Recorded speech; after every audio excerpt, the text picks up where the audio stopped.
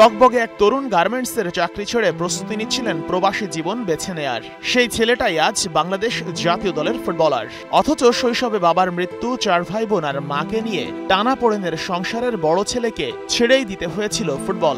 আমি 3 মাস গার্মেন্টসে চাকরি করছিলাম। দেশ ছাড়ার পরিকল্পনা ছিল, মা চাইছিল যে খেলাধুলার তো তেমন একটা নাই।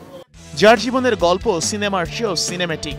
গল্পের নায়ক ফোর্টিসেপসির ডিফেন্ডার আব্দুল্লাহ ওমর জীবনের দুঃখের পৃষ্ঠাগুলো ছিঁড়ে ফেলে এখন তিনি বাস করছেন স্বপ্নের আকাশে। প্রত্যাবর্তনের গল্প লিখে 2025 সালের সেপ্টেম্বরে প্রথমবারের মতো আব্দুল্লাহ সুযোগ পান জাতীয় দলে।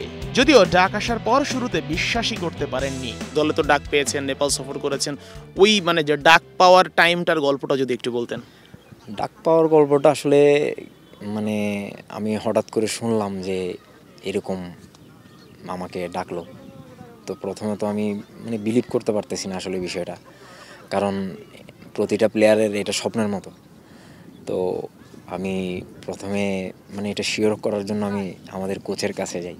তো কোচ আমাকে নিজেই শিওর করে যে আসলে হ্যাঁ এরকম।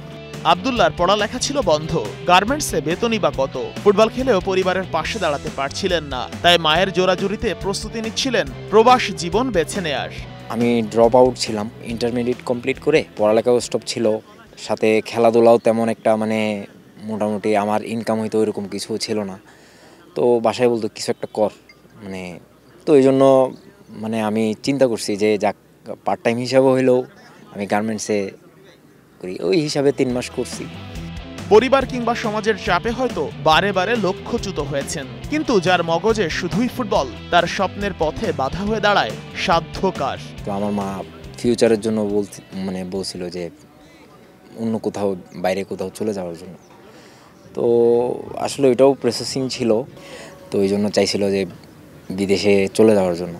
তো পরে আমি একটু করছিলাম, ঢাকা চলে আসছিলাম জোর করে।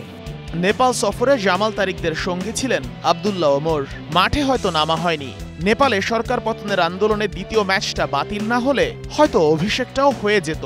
তবে যে ফোর্টিসেপসির কল্যাণে এত দূর আসা, সেই দলটার হয়ে এখনো জেতা হয়নি সর্বোচ্চ পর্যায়ের কোনো শিরোপা। ফোর্টিসকে আসলে একটা ট্রফি দিতে পারিনি। তো আমরা বিসিএল এ একটা ট্রফি পাইছি, কিন্তু বিপিএল এ একটা ট্রফি দরকার। তো ইনশাল্লাহ চেষ্টা করতেছি, সবাই চেষ্টা করব, সবার সম্মিলিত চেষ্টায় একটা ট্রফি ইনশাল্লাহ। আব্দুল্লাহ ওমরের হার না মানার গল্প এদেশের হাজারো তরুণের জন্য অনুপ্রেরণা, যারা বাধা আসলেই থমকে দাঁড়ায়, একটু বিপদ দেখলেই পিছু হটে যায়। লাল সবুজের এই রক্ষণ সেনানীর প্রত্যাবর্তনের গল্প তাদের এগিয়ে চলার পথকে করে দিতে পারে মসৃণ। অনেক কিছু পাওয়ার আছে, এখনো তো মাত্র স্বপ্ন শুরু। Sheikh Ashik, Star News, Dhaka.